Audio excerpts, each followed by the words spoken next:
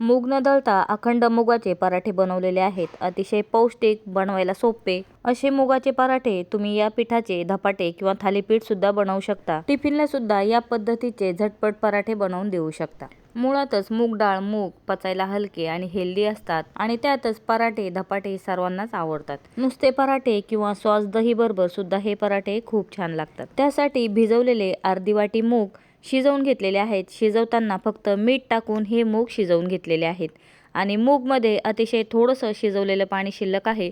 फक्त मूग चांगले मऊसूत होईपर्यंत शिजवून घ्यायचे आहेत.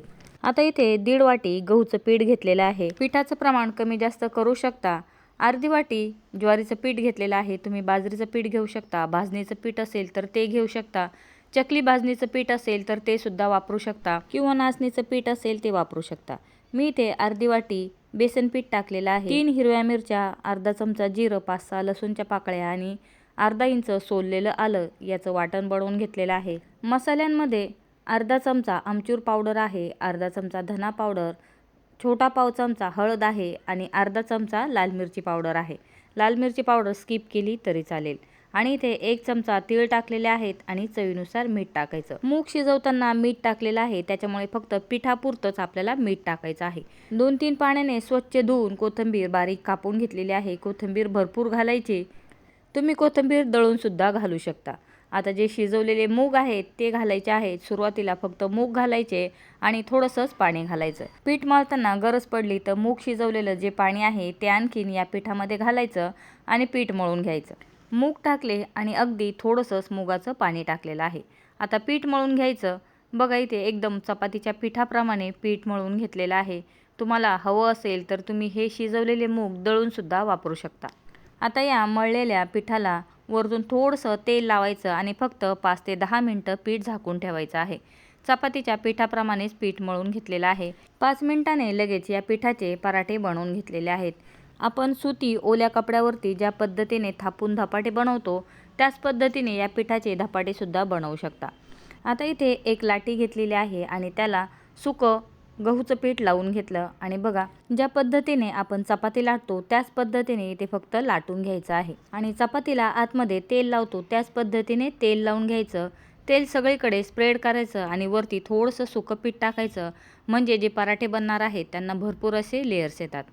आता इथे मला चौकोनी पराठे करायचे आहेत म्हणून मी या पद्धतीने फोल्ड करून घेतलेलं आहे.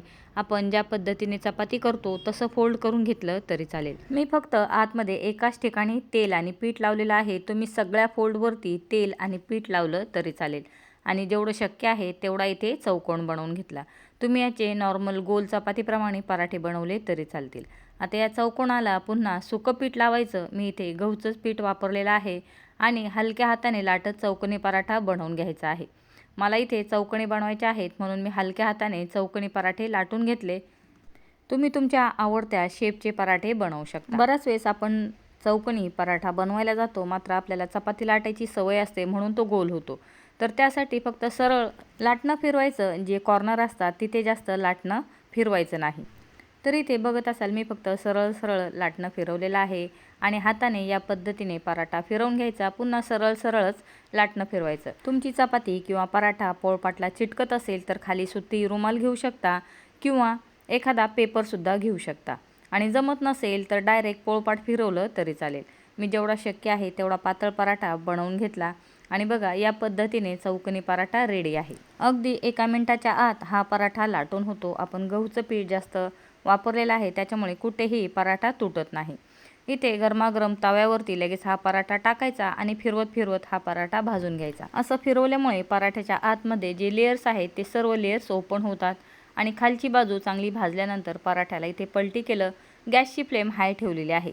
दोन्ही साईड थोड्याशा भाजल्या गेल्यानंतर गॅसची फ्लेम लो करायची. पराठ्याला तेल किंवा तूप लावायचं आणि दोन्ही साईड चांगल्या भाजून घ्यायच्या आहेत. मी इथे तेल लावून घेतलेलं आहे. तुम्ही तूप किंवा बटरसुद्धा लावू शकता किंवा सर्व पराठे एकदम भाजून घेऊन शेवटी त्यांना बटर किंवा तूप लावू शकता. तर बघा पराठ्यांना किती सुंदर कलर आलेला आहे. फक्त शेवटी 2-3 मिनटं लो फ्लेमवरती पराठे चांगले भाजून घ्यायचे म्हणजे आतपर्यंत पराठे चांगले शिजतात. तर इथे आपला पहिला पराठा तयार आहे. हा दुसरा पराठासुद्धा त्याच पद्धतीने लाटून भाजून घेतलेला आहे. शिजवलेले मूग जर घरामध्ये अवेलेबल असतील तर अगदी 15 मिनिटांमध्ये तुमचे सर्व पराठे बनवून तयार होतील. तर बघा दुसरा पराठा सुद्धा किती सुंदर तयार झालेला आहे आणि अगदी मऊ लुसलुशीत हे पराठे तयार होतात. त्याचबरोबर भरपूर लेयर्स या पराठ्यांना येतात. तयार केलेले सर्व पराठे मी इथे सुती कपड्यावरती काढून घेतलेले आहेत आणि बघा आपण मळलेल्या पिठापासून मोठ्या साईजचे इथे 7 पराठे तयार झालेले आहेत.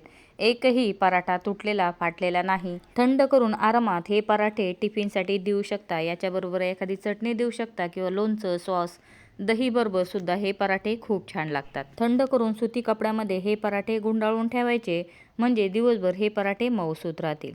तर बघा मी सुद्धा इथे सर्व पराठे थंड करून घेतलेले आहेत आणि पराठ्यांचं टेक्स्चर बघा किती सुंदर आलेले आहे. तुम्ही याच पिठाचे धपाटे जरी बनवले तरी अतिशय टेस्टी स्वादिष्ट या पिठाचे धपाटे तयार होतात.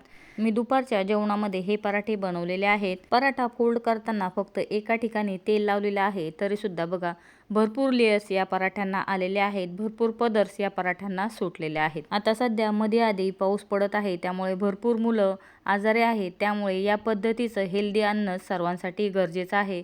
नक्की या पद्धतीचे पौष्टिक मुगाचे पराठे ट्राय करून बघा. त्याच पद्धतीने तांदूळाची आंबोळी याचा सुद्धा व्हिडिओ आपल्या चॅनलवरती पोस्ट केलेला आहे. त्याची लिंक सुद्धा डिस्क्रिप्शन बॉक्समध्ये दिलेली आहे. तर नक्की या पद्धतीचे झटपट अखंड मुगाचे पराठे ट्राय करून बघा. कुठेही अखंड मूग शिल्लक राहत नाही. शिजलेले मूग पीठ मळताना एकदम पिठामध्ये एकजीव होतात. नक्की या पद्धतीचे हेल्दी पराठे ट्राय करून बघा. व्हिडिओ आवडला असेल तर व्हिडिओला लाईक करायला, चॅनलला सबस्क्राईब करायला विसरू नका. व्हिडिओ बघितल्याबद्दल धन्यवाद.